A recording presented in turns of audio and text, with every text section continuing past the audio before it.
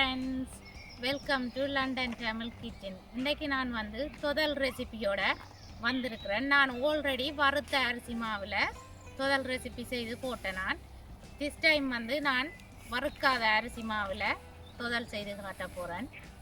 ரெண்டுக்கும் என்ன வித்தியாசம்னு சொல்லி பார்ப்போம் வாங்க. ஃப்ரெஷ் தேங்காய் பாலில் செய்கிறேன்னு சொல்லி சொன்னால் 5 தேங்காய் வேணும். 3/4 பேணி சிவப்பு பச்சை அரிசி, அதாவது 225 கிராம் சிவத்த பச்சை அரிசி எடுத்து கழுவி தண்ணியில் 3 ஹவர்ஸாக ஊற விட்டு இருக்கிறேன்.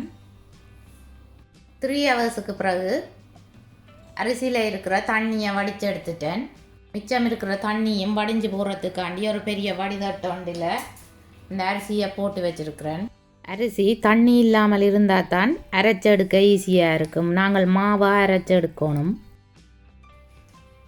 அரிசியில் இருந்து தண்ணி வடிஞ்சிட்டுது. நான் இனி மிக்சி கப்புக்குள்ள அரிசியை போட்டு அரைச்செடுக்க போகிறேன்.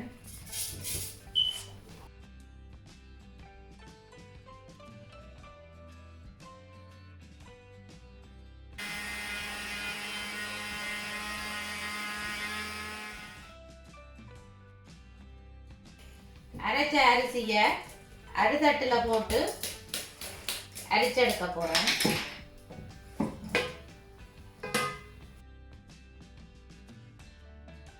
அரிசி முழுவதையும் அரைச்சு எடுத்துட்டேன். 1/4 டீஸ்பூன் சால்ட், அரைச்செடுத்த அரிசி மாவில் 150 கிராம் எடுத்து வச்சிருக்கிறேன். இந்த தொதல் நான் வறுக்காத அரிசி மாவில் செய்து காட்ட போகிறேன். 450 கிராம் சர்க்கரை, 190 மில்லி லிட்டர் தண்ணி, 75 கிராம் கஜு, 3 tablespoon Maggi coconut milk powder எடுத்து வச்சுக்கேன். இந்த மில்க் பவுடர் போட்டால் கூட கோகோனட் வாசம் வரும் தொதல்ல இருந்து. 1/2 டீஸ்பூன் ஏலக்காய் பவுடர், ஏலக்காயை எடுத்து 7 ஏலக்காய் எடுத்து வறுத்து அரைச்சி வச்சுருக்கிறேன். 3 கோகோனட் டின் எடுத்து வச்சுருக்கிறேன். ஃபுல் ஃபேட் கோகோனட் மில்காக இருந்தால் தான் நல்லா. ஒரு டின் 400 மில்லி லிட்டர். நான் 3 டின் எடுத்து வச்சுக்கிறேன். இனி எடுத்து வச்சிருக்கிற தண்ணியை சர்க்கரைக்குள்ளே விட்டு அடுப்பில் வச்சு காய்ச்ச போகிறேன். அடுப்பை ஒன் பண்ணி மீடியம் ஹீட்டில் விட்டுருக்கிறேன். சர்க்கரை நல்லா கரைஞ்சி வரணும். இப்போ தண்ணி கொதிக்க தொடங்கி சர்க்கரை கொஞ்சம் கொஞ்சமாக கரைய தொடங்கி இருக்குது.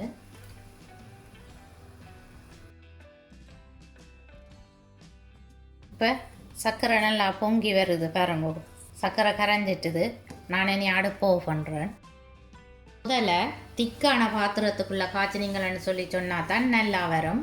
நான் ஒரு திக்கான பாத்திரம் ஒன்றுக்குள்ளே தான் இந்த அரிசி மாவை எடுத்து வச்சுருக்கிறேன். இனி எடுத்து வச்சுருக்கிற Maggi coconut milk powder add பண்ணுறேன். அந்த அரிசி மாவுக்குள்ளே எடுத்து வச்சுருக்கிற உப்பையும் ஆட் பண்ணுறேன். இனி எடுத்து வச்சுருக்கிற தேங்காய் பாலை ஆட் பண்ண போகிறேன். ஃபுல் ஃபேட் கோகோனட் மில்க்னு சொன்னால் அது திக்காக தான் இருக்கும். திக்கான கோகோனட் மில்க் தான் நல்லது.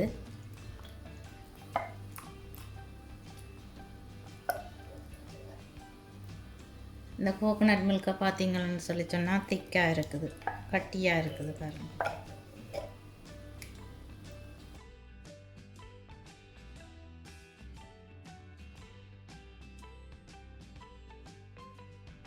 இனி விஸ்கால கட்டி இல்லாமல் மிக்ஸ் பண்ணி எடுக்க போகிறேன்.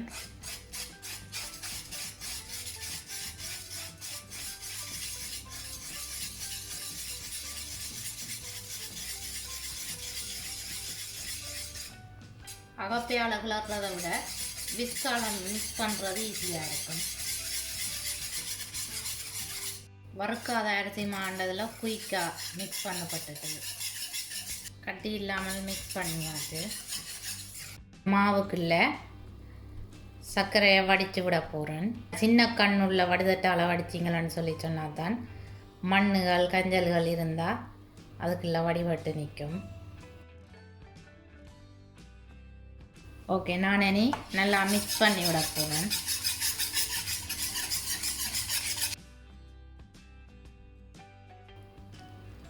நல்லா மிக்ஸ் பண்ணிட்டேன். அடுப்பை ஒன் பண்ணி மீடியம் ஹீட்டில் விட்டுருக்கிறேன். 5 மினிட்ஸாக கிளறி கொண்டு இருக்கிறேன். மாவு கொஞ்சம் திக்காகி இருக்குது. மாவு இப்படி கொதிச்ச உடனே அடுப்பின் ஹீட்டை வந்து கொஞ்சம் குறைச்சி விடணும். மீடியம் ஹீட்டுக்கும் லோ ஹீட்டுக்கும் இடையில குறைச்சி விடுங்க. நீங்கள் இதை ஃப்ரெஷ் தேங்காய் பாலில் செய்ய போகிறீங்களன்னு சொல்லி சொன்னால் 3 hours எடுக்கும். 8 மினிட்ஸாக கிளறி கொண்டு இருக்கிறேன். மா கொஞ்சம் கொஞ்சமாக திக்காகி கொண்டு வருது. இந்த பபிள்ஸ் வர தொடங்கிட்டுது. மா திக்காகத்தான் பபிள்ஸ் வரும்.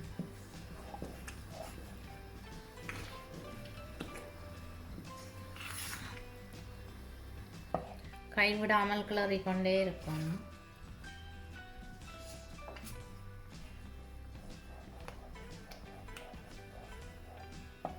இந்த பபிள்ஸ் வர்ற நேரம் நீங்கள் கொஞ்சம் தள்ளி நின்றே கிளறுங்கோ. இது பறக்கும், சில நேரம் உங்களுக்கு மேலேயும் பறந்துடும். அப்போ அது கொஞ்சம் தள்ளி நின்று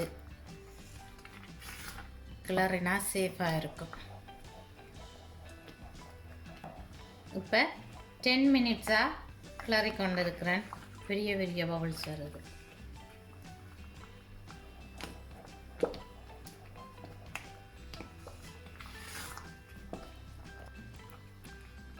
இப்போ 13 மினிட்ஸாக கிளறி கொண்டு இருக்கிறேன். பெரிய பெரிய பபிள்ஸ் வருது.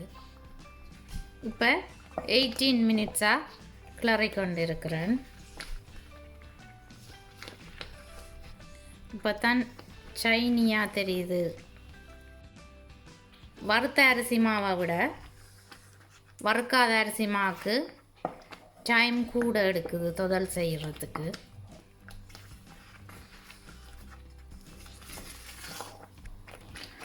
டுவெண்ட்டி 2 மினிட்ஸில் தான் லைட்டாக எண்ணெய் வர தொடங்கி இருக்குது. இப்போ 25 மினிட்ஸ் ஆகுது. இப்போ தான் நீங்கள் சைட்டில் பார்த்தீங்களா ஆயில் கொஞ்சம் கொஞ்சமாக வந்து கொண்டு இருக்குது.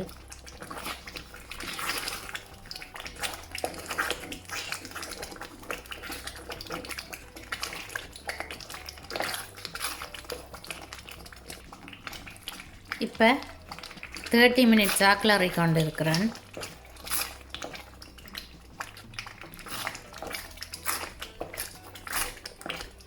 வறுத்த அரிசி மாற்றுதல் 30 மினிட்ஸில் ரெடி ஆகிட்டுது. இதுக்கு டைம் எடுக்குது. வறுக்காத அரிசி மாண்டபடியாக தண்ணியை இழுக்காது. அதால் இதில் தொதல் செய்ய டைம் எடுக்கும்.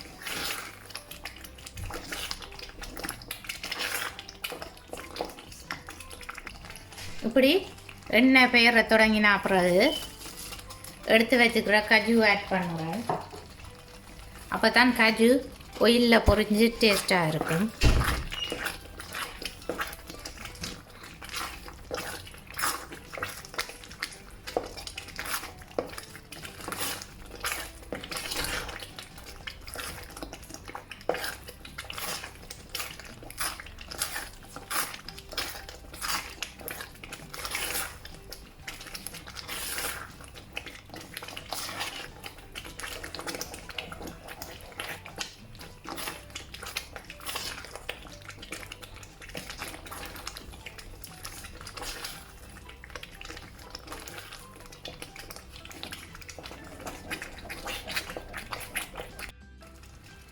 ஃபோர்ட்டி 3 மினிட்ஸாக கிளறி கொண்டு இருக்கிறேன்.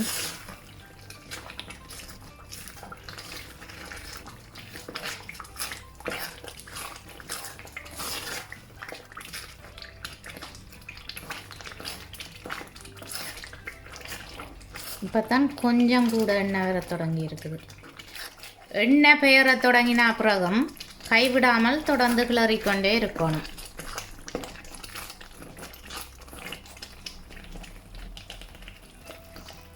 வர்ற எண்ணெயை நான் ஒரு ஸ்பூனால் எடுக்க போகிறேன்.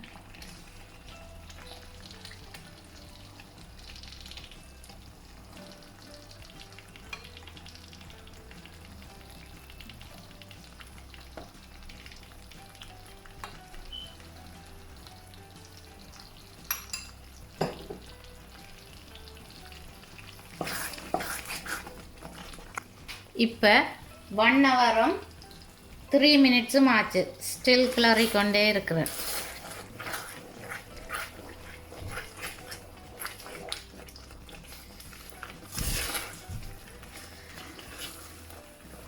இப்போ தான் ஓரளவு உருண்டு வருது.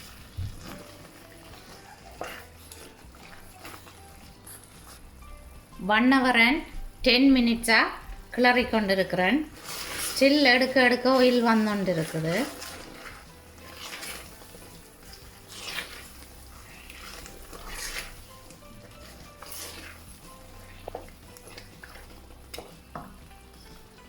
இப்போ 1 மணித்தியாலமும் 20 நிமிஷமும் ஆச்சுது. இப்போ தொதல் ரெடி ஆயிட்டுது. இங்கே பாருங்க உருண்டு வந்துட்டு.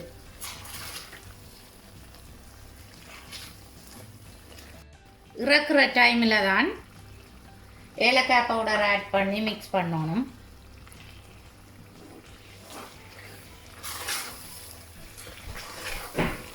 நல்லா கிளறி விட போகிறேன்.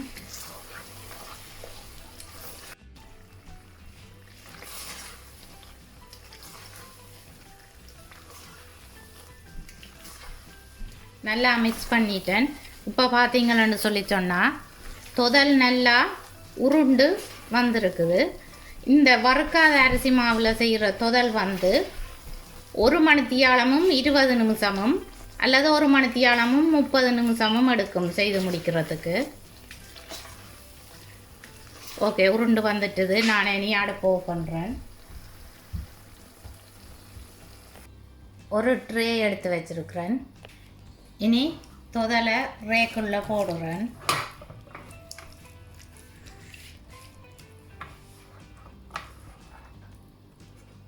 இனி வடிவா அழுத்தி பரவி விட போகிறேன்.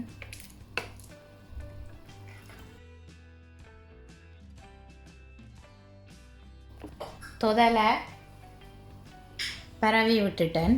இனி நல்லா ஆற விடணும். நல்லா ஆற விட்ட அப்புறம் தான் வெட்டணும். இவ்வளவு ஆயில் இந்த தொதலில் இருந்து எடுத்தேன். நீங்கள் குக் பண்ணுறதுக்கு இந்த ஆயிலை யூஸ் பண்ணலாம். முதல் ஆறிட்டுது. நான் இனி கட் பண்ண போகிறேன். எப்படி வந்திருக்கேன்னு பாருங்க. வாவ். ஓகே, கட் பண்ண போகிறேன்.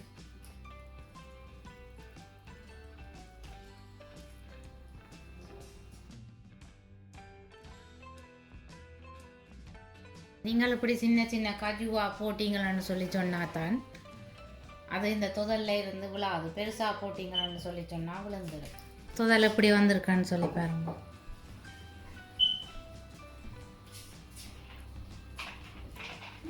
நல்லா வந்திருக்கு. தொதலை கொஞ்சம் மொத்தமாக தான் செய்யணும்.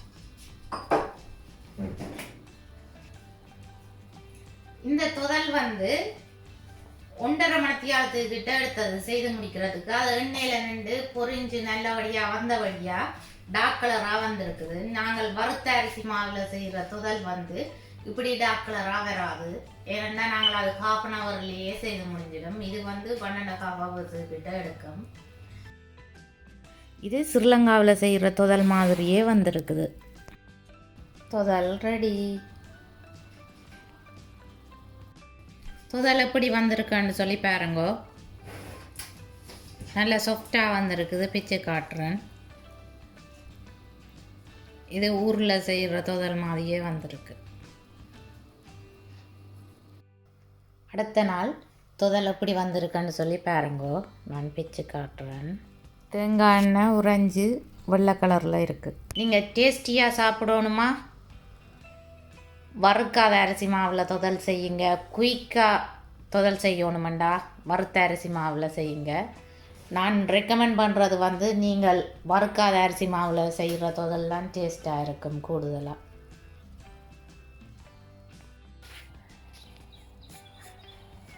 நீங்களும் தொதலை செய்து பார்த்து எப்படி வந்தான்னு சொல்லி நான் கமெண்ட் போடுங்க. உங்களுக்கு வறுத்த மாவில் செய்த தொதலா வறுக்காத மாவில் செய்த தொதலா விருப்பம்னு சொல்லியும் போடுங்க. ஃபோட்டோ எடுத்து என்னுடைய ஃபேஸ்புக் பேஜில் அப்லோட் பண்ணி விடுங்க. ஃபேஸ்புக் பேஜின் லிங்க் வந்து நான் டிஸ்கிரிப்ஷனில் கொடுத்துருக்குறேன். என்னுடைய வீடியோஸ் உங்களுக்கு பிடிச்சிருந்தா லைக் பண்ணுங்கோ, ஷேர் பண்ணுங்கோ, கமெண்ட் பண்ணுங்கோ. ப்ளீஸ் மறக்காமல் என்னுடைய சேனலை சப்ஸ்கிரைப் பண்ணுங்கோ. மீண்டும் இன்னும் ஒரு ரெசிப்பியில் உங்களை சந்திக்கும் வரை உங்களிடமிருந்து விடைபெறுவது உங்கள் மதி. பாய்.